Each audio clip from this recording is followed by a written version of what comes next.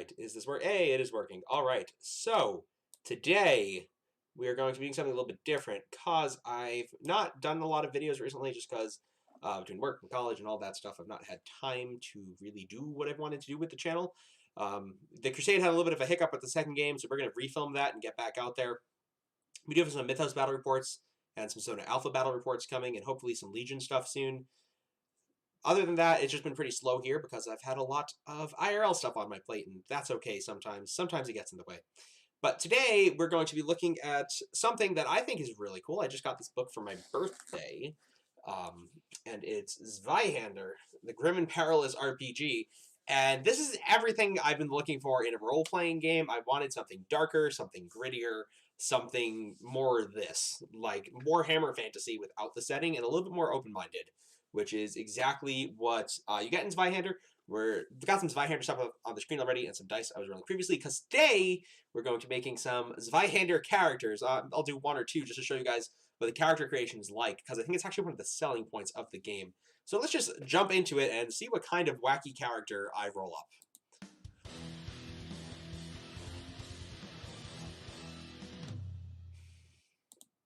So let me get the screen with the character sheet. So this is a really cool free form fillable character sheet that you can go and grab from Drive-Thru RPG.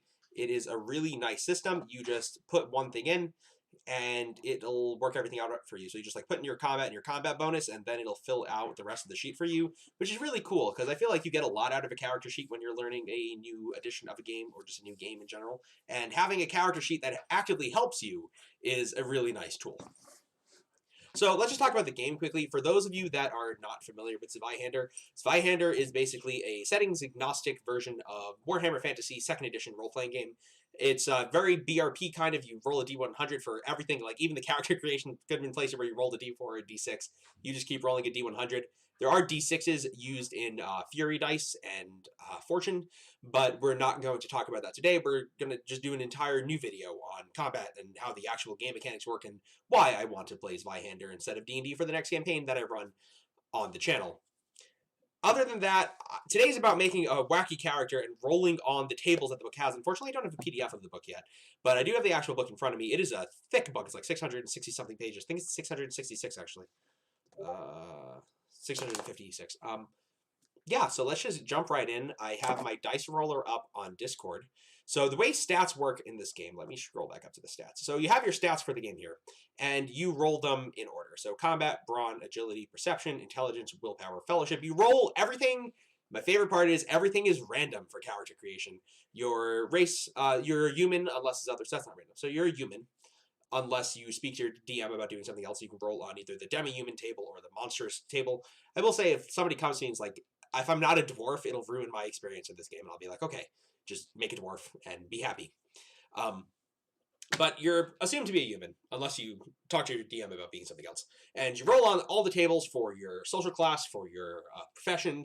So there's no classes in this game like we know in D&D, so there's instead professions. So you start with a tier 1 profession, which will then eventually become a tier 2 profession, and then a tier 3 profession.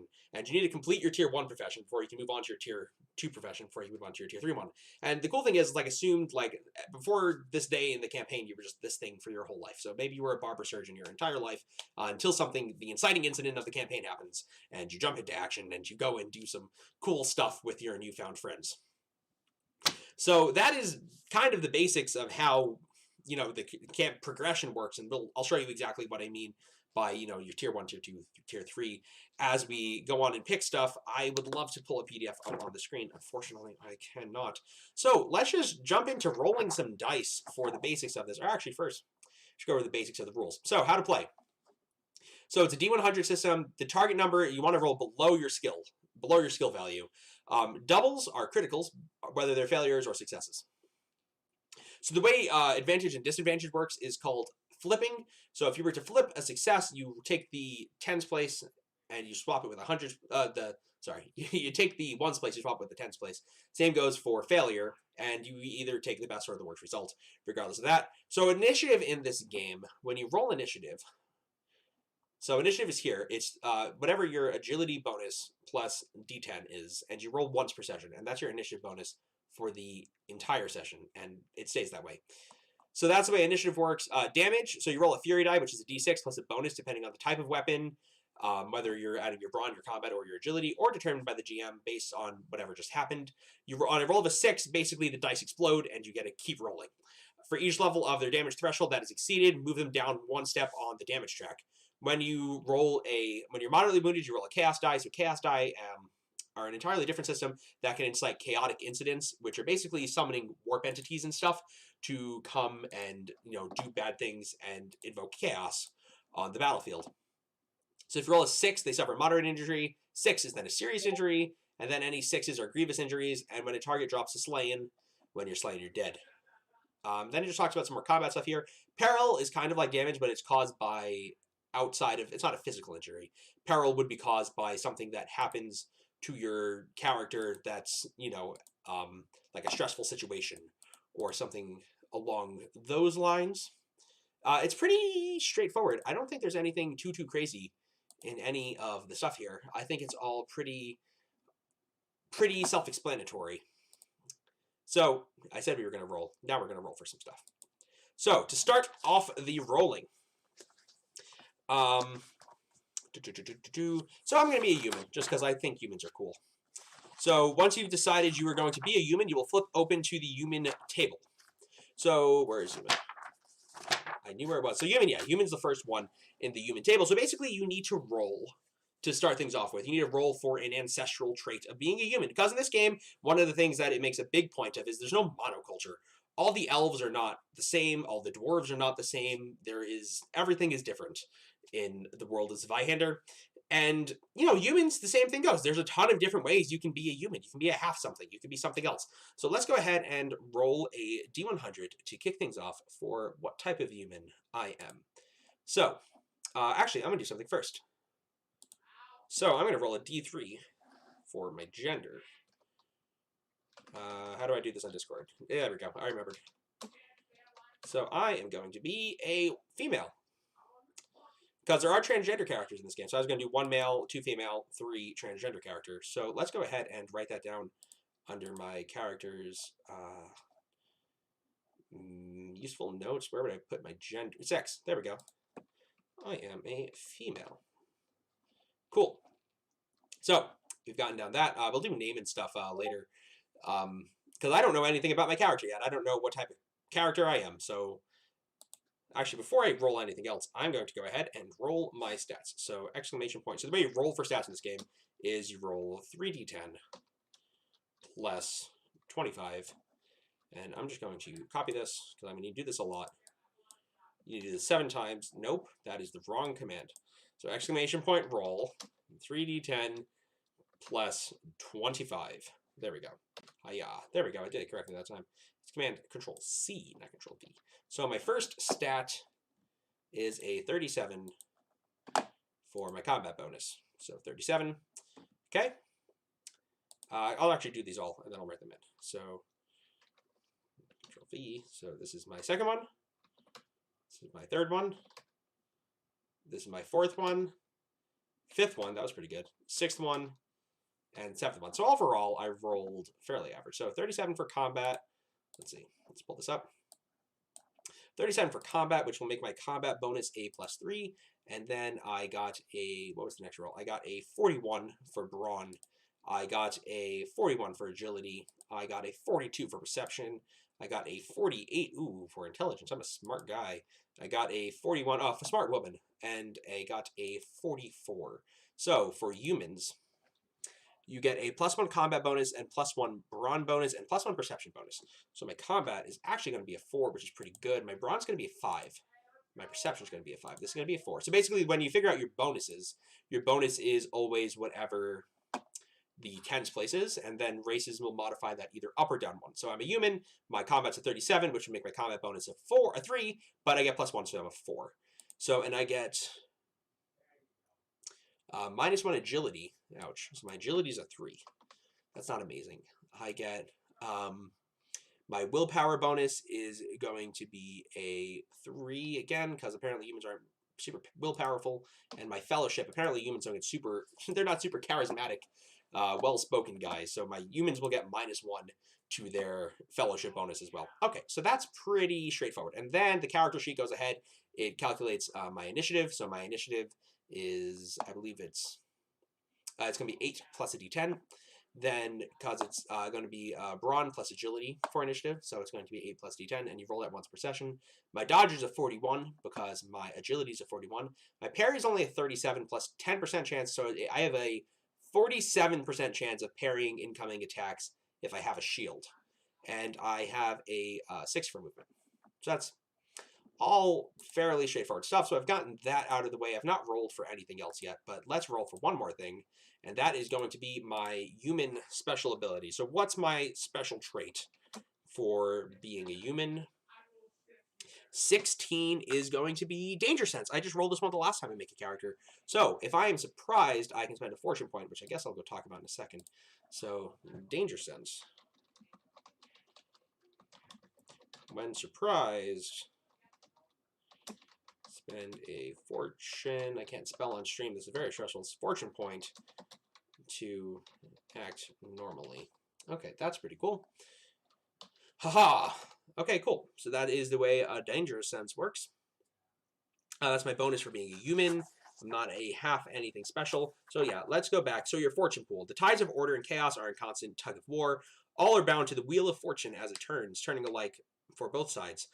Protagonists and Zweihander often face unexpected odds. Where's the actual mechanic for fortune? Just so I can tell people exactly the correct. So immediately after failing a skill test, you can spend a fortune point to re-roll the results, but you must accept the new outcome. Note that you cannot use a fortune point to re-roll a critical failure. So that would be rolling doubles of something and still failing. During combat, you can spend a fortune point to gain an additional action point. After rolling a d6 of a chaos die or fury die, spend a fortune point to treat it as a face value of a 6, which is very, very, very strong. So the number of fortune points, I just had this on my last character. So at the beginning of every game session, place 1 token plus a number of additional tokens equal to the number of players participating into a bowl. This means that 5 players, a total of 6 tokens must be placed into the bowl. These are the total fortune points, and the bowl is referred to, there we go. So it's equal to the amount of people you have played. So if you have a party of 4, which is pretty average, maybe 5 or 6 for a game like this might be more reasonable because it's not as grindy as D&D. It's all more narrative. Although it is more crunchy, so this will all be in the long video about it. So basically, however many people there are, that's how much fortune you have to do as well. So for the misfortune point, basically, if I remember correctly, that is your GM. So as the Wheel of Fortune turns, it works on both sides for the players and the GM alike. Whenever a player uses a fortune point, it immediately converts it to a misfortune point. So whenever the players, that's right, so whenever the players are using a fortune point, the DM gets a misfortune point, which they can spend to then inflict bad things to the PCs because they've tempted the balance of fate by going too far to one side, so the DM gets to go to the other side and balance things out again. Cool. So we've got Danger Sense down for my human bonus. We've got my stats. So let's go to the all-important part. We'll jump ahead a few pages again. We've got my ancestry done. And we'll go ahead and do my career. So when you roll for careers and everything in Zweihander, where you start is completely random. So if you're one of those people that likes to plan ahead, this is the time to start thinking after you roll what you want to be. Like I know my brother, when he plays this game, he wants to be a Grail Knight. Cody wants to be a Grail Knight no matter what. Like he can roll like a freaking cultist and he's going to work his butt off to get that cultist to be a Grail Knight, which is fine. So wherever you start is just a starting point. You roll randomly. This is what you've been doing up until in your life, up until this point where the campaign starts. So you roll a d100 for your archetype, and archetype is going to determine what type of starting professions you have access to. So for my archetype, I got an 87, and I'm a warrior. Okay, cool. So my human with, so now there's something in this game called the Mercy rule. So Mercy says that you can take one of your stats and turn it into a 42. So I'm a warrior, so I'm going to go ahead and make my combat bonus a 42. My combat of 42, which will make my combat bonus a 5.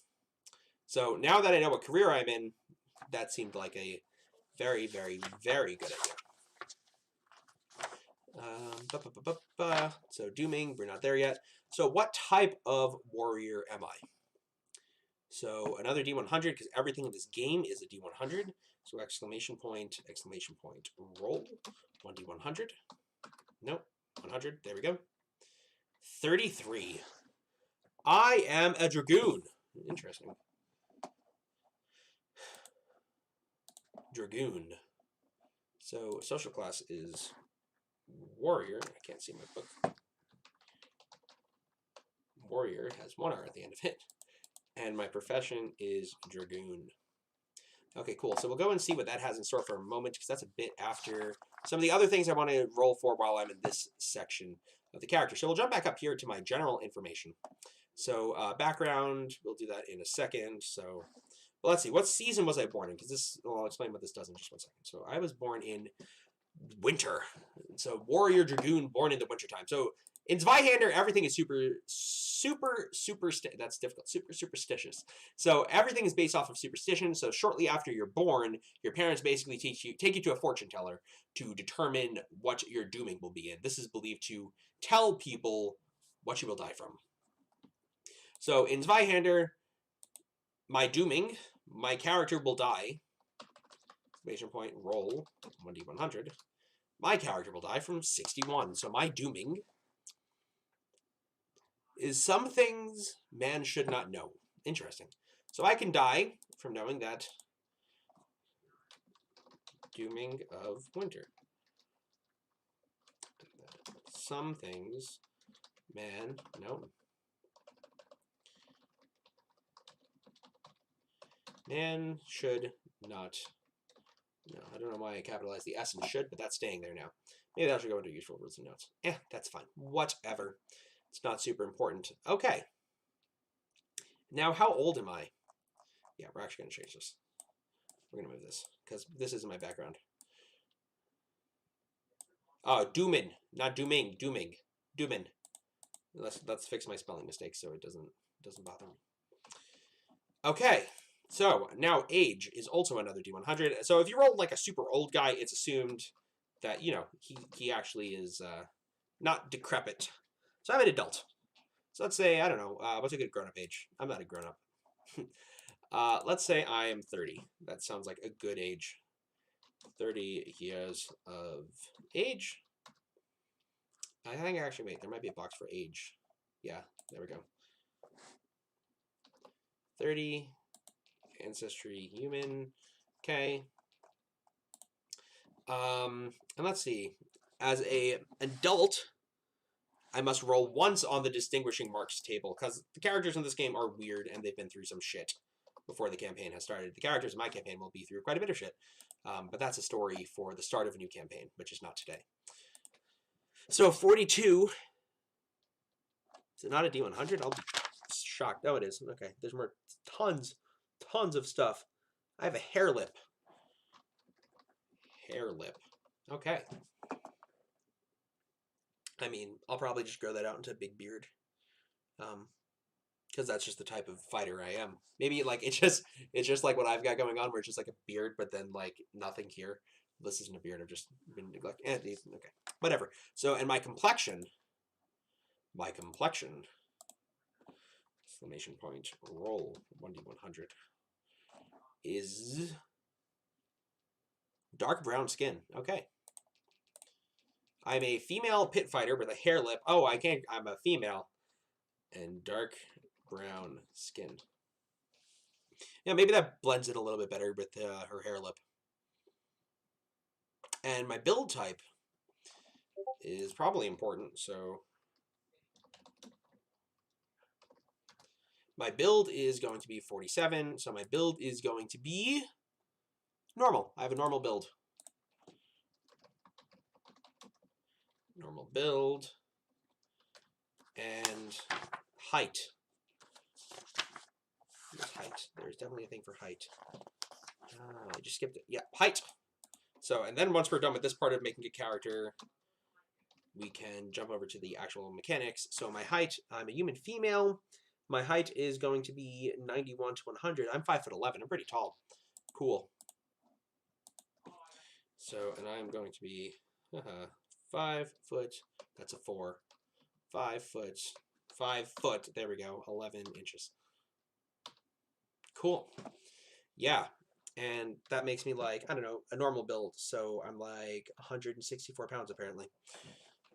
164 pounds. Okay, cool. So, yeah, so that's what my character looks like. I'm, some things man should not know is how I'm going to die. 30 years of age, I have a hair lip, dark brown skin, normal build, 164 pounds. Oh, I get a roll for hair color. This could be interesting.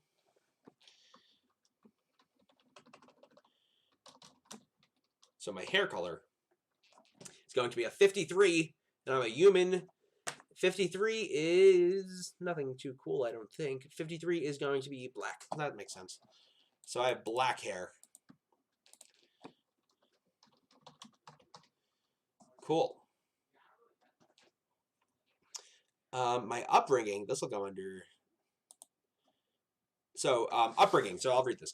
So nature versus nurture is an ancient debate. Your family, if you had one, imprinted values and mannerisms upon you without you even knowing it. Whoever you were raised grants you the ability to pick up certain attributes easier than others. Depending on your upbringing, you'll be able to purchase focuses in specific skills for less. So whenever you attempt to purchase focuses for skills related to your primary attributes, it'll only cost you 50 instead of 100. We'll talk about what that exactly means when I start buying skills for my character. But basically, the upbringing is just a bonus to you later on, even if it's not something you're not particularly interested in. So my upbringing is Forgotten. Ooh, Forgotten Dragoon. I'm a Forgotten Dragoon. Interesting. So my upbringing is Forgotten. If I could type. There we go. My upbringing is Forgotten. So we're getting an interesting character here. Forgotten. And we're going to have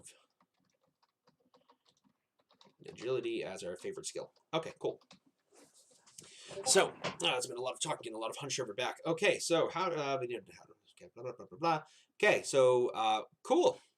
So Forgotten, you were raised outside of a common society and little opportunity to integrate until now. Maybe you grew up on the streets, were raised by wolves. Ooh, I know what I want to be with this character. Being from an outcast family afforded benefits, but today you have nothing but yourself to rely upon. You became quick and lithe, and you feel as if there's a hole in my life.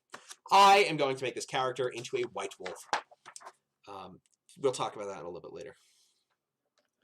Should I roll for... Yeah, let's roll for a drawback. So, my drawback is going to be 55. Ne'er-do-well. So I'm irresponsible and prone to idleness. It doesn't mean that you are completely useless. However, you are unreliable when the chips are down. I cannot assist others in skill tests. Ooh, that's really bad. Hang on, I accidentally turned the screen off. There we go. That's really bad. That's a really bad downside. So, cannot assist in others' skill tests. Ne'er-do-well. Okay, well, that's a thing that just happened. Whew. Okay, I mean, all of them are pretty bad, so I'm just, rolling because that's part of what we're doing right now. So my social class and my starting cash, that rhymes. Social class, starting cash, D100, exclamation point, exclamation point, exclamation point, exclamation point. There we go. Can't spell tonight, guys. Sorry. Let's do this. Exclamation point, roll, 1D100. I am a lowborn. I have 3D10 brass pennies to my name. So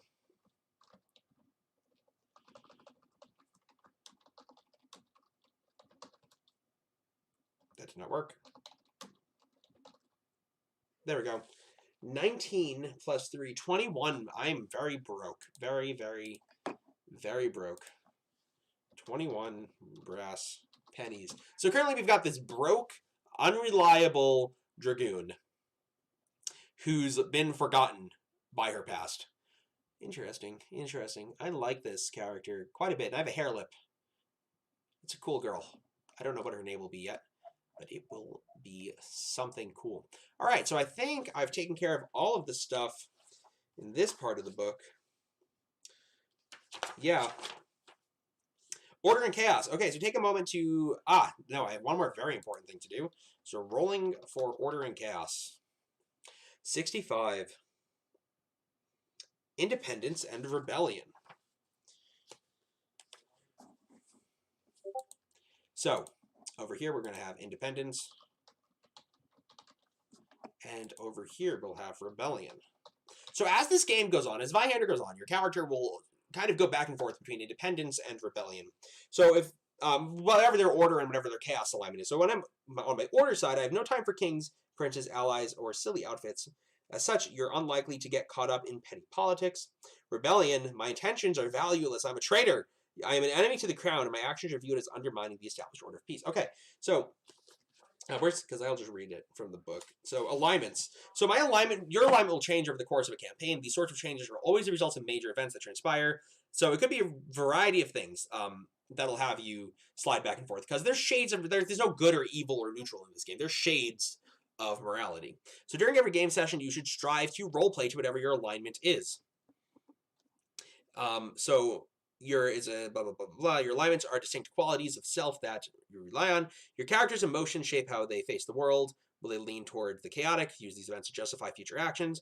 Alignment is tracked with ranks towards order of chaos. Between each alignment rests 9 ranks. These ranks grow in each direction, changing over the course of the story. By making tough narrative choices driven towards selfish motivations, you'll go towards the easy way out, towards chaos, or the other way towards order. At the end of the game session, your alignment has a chance of moving in either direction. There are many scenarios where the ranks may change. Overall, it will be a result of your character's personality flaring up at opportune and inopportune moments during the story. These are narrative choices you've made as the character will increase the probability. So in this game, really just kind of go for it and just have fun with the fact that your alignment will change, and just really roleplay that out. Because the DM will then reward you with more experience choice points. So reason for chaos might be failing a morale check, suffering moderate or grievous injuries, reaching incapacitated on the peril, violating your god's strictures if you practice divine magic. Any of those things will make you slide back and forth on the alignment chart. So yeah, so now we're on to the final step here, which is to build my character. So I've already rolled, and I've gotten Dragoon. So let's go and jump over to Dragoon and see what Dragoon gets me. So that's Cultist. How does the alphabet work? Diabolist, Doomsayer, Dragoon. Despite the last century's technological advances in warfare, from cannons, war wagons, and to self-propelled rumblers, the majestic horse remains the most reliable means of bringing force to bear. Most of an army's cavalry consists of dragoons armed with lance, rifle, and pistol. On horseback, they can cut through the ranks of footmen like cheesecloth, but on foot, they are also effective skirmishers. While expensive to train and manage, a dragoon effort can single-handedly turn the tide of battle with little effort. Each dragoon is a highly trained and dedicated warrior, capable of maneuvering their mounts like an extension of their bodies, many claiming they share an almost supernatural bond with their mount. They eat, train, and fight together, placing total trust in one another. Dragoons rarely take up the adventuring life, their regiment and warfare offering companionship and excitement enough. Those that do often have lost their animal companion, been discharged from service, or fled the field of battle in disgrace. That perfectly fits my character, so I'm a deserter. Dragoons without their trusty steed wander like drifters, haunting the battlefields of unchained dogs of war. Those who abandoned their masters may turn back to civilian life or robbery. Finally, dragoons discharged from service may continue. Okay, that makes a lot of sense. So my character, I'm getting an idea for this character now. So I'm a dragoon. It kind of came from nowhere. I made a name for myself in the army, right? Me with my hair lip and my pistol and my rapier. So I made a name for myself in the army. However, I'm not the most reliable person in the world, so I turned tail. I ran. Now I'm off on the run, and I've left my horse behind. That's how careless I am. So yeah, not a great person, but that's okay because it's Zweihander.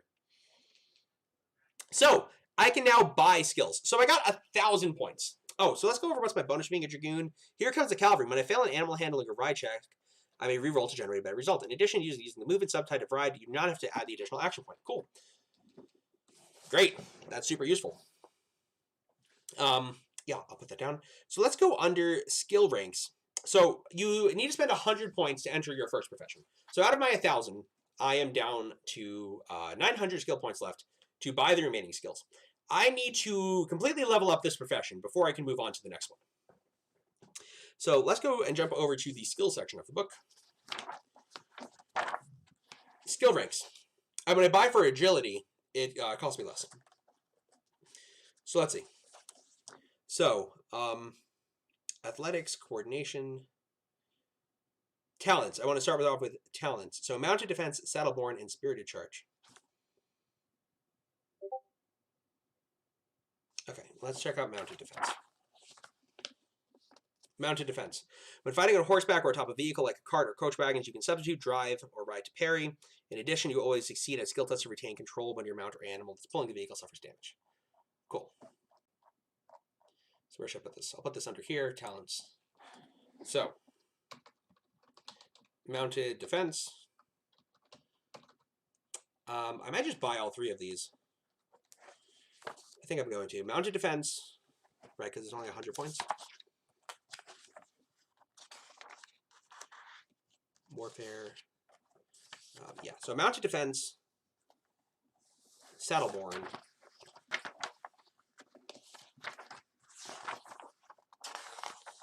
How does the alphabet work? Saddleborn. So Saddleborn, second skin.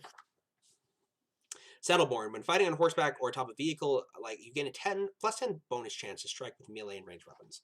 Cool. So I am Saddleborn. That's really good. And Spirited Charge. What does that do? Is this worth buying? When using the drive or ride skill yeah, we'll take Spirited Charge. You get +3. So Spirited Charge. So, okay, so I've got super good on horseback. Let me just make sure. I want to double check that talents are only 100 points.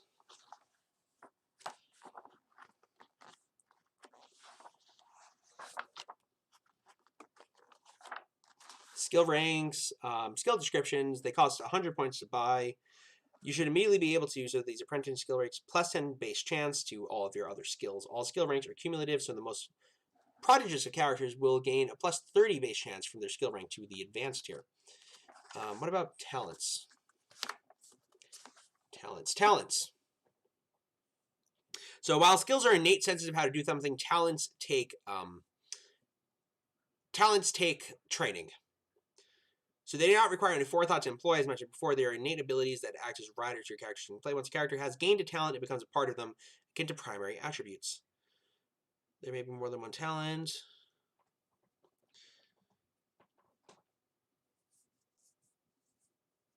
Yeah, that's just 100 points. Okay, so I'm down to, out of my 900 points left, I have 600 points remaining for Dragoon skills. So we should probably definitely put some into warfare and stuff. So we're going to go ahead and we'll up my... I only get simple and really... Oh, I do get martial ranged. Okay. So let's go up my martial ranged. Do 52. Yes, I need to mark. So I'll put a skill rank in martial ranged. I'll put 2 in martial ranged. And 2 in martial melee, which gives me 2 left. So we'll put 1 into warfare. What else would make sense? No. So we'll do 1 into martial range, 1 in martial range, 1 in martial melee, 1 there, and then we'll do 1 into handle animal and 1 into coordination. Okay, so that is basically the stats done for my character. Oh, I guess, wait, 1, 2, 3, 4, 5, 6, 7, 8. No, I should be able to do 1 more. Should be able to do 1 more. Yeah, there we go. Yeah, so that's, I spent all my skill points, and I need to do some more before I can level this character up a little bit more, but that's basically where we're starting off with my actual scores and everything. So it already calculated this. So this is the threshold. So when you're making rolls to not go down in combat, it'll increase by this number every single time. So when you start off, you'll be unarmed, but then you can get lightly wounded, moderately wounded, seriously wounded, grievously wounded, and slain, which will also affect your chaos threshold and all of that good stuff. So yeah, my parry is really nice now. It's 62. And I will, of course, have a shield. So what is my, what supplies do I have? So I'm a warrior. Warriors have Fire Hardened Spear, which is garbage, because I've already taken a look at this. So Fire Hardened Spear. Heavy Boots.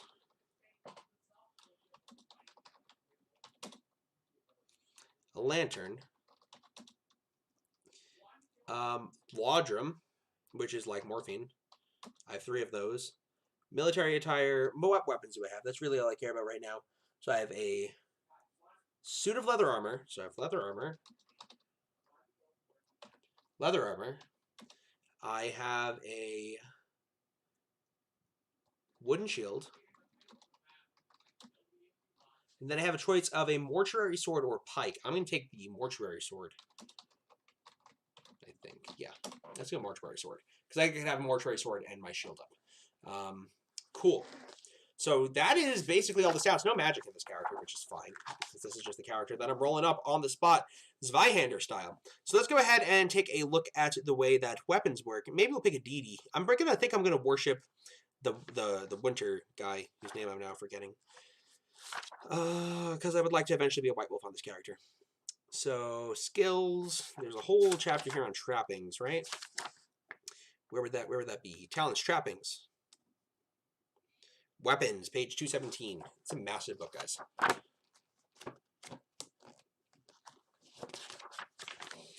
217, weapon quality. So like a lot of different things in different games, weapons have different qualities. This game, I think that's a better job than most with a bunch of them. I'm not going to go into all of them right now because there are a lot of weapons. But I have a mortuary sword. So for my mortuary sword, where is it? Simple melee. I need martial melee because they're a little bit better. So mortuary sword, not loaded, one-handed. So there's actually a weapon placed down here.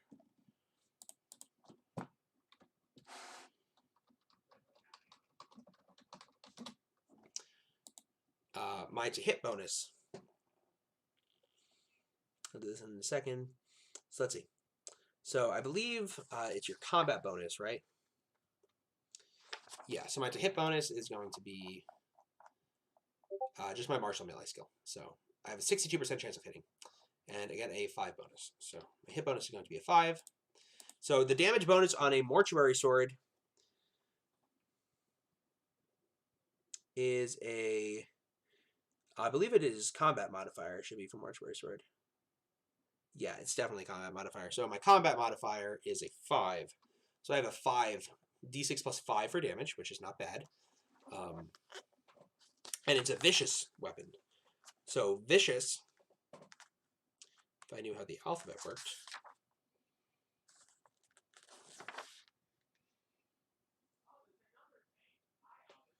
Vicious. Mortuary sword, the most common weapon, not surprisingly, tends to cleave violently, thus its namesake. That's cool. So let's see, weapon qualities. Vicious. Grant additional d6 chaos die to determine whether you inflict an injury upon a foe. Cool. That's really good.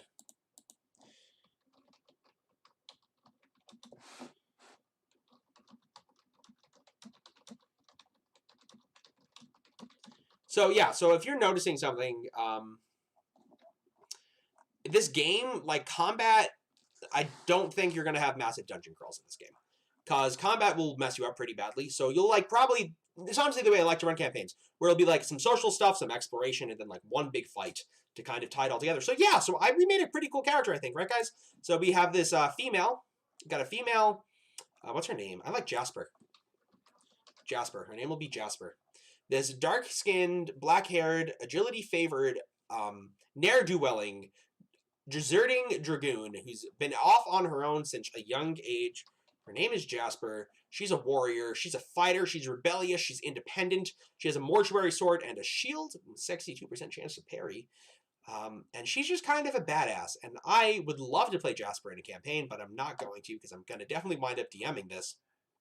I hope you guys enjoyed this. It's a great system. We're going to be doing an in-depth dive into it, but I just wanted to do something fun here where I just sat down and talked about making a character. So that's it for this. Stay tuned for more videos. We're playing Dungeons & Dragons tomorrow, Icewind Dale, The Rime of the Frost Maiden. Until I see you again, don't forget to have fun and roll some dice.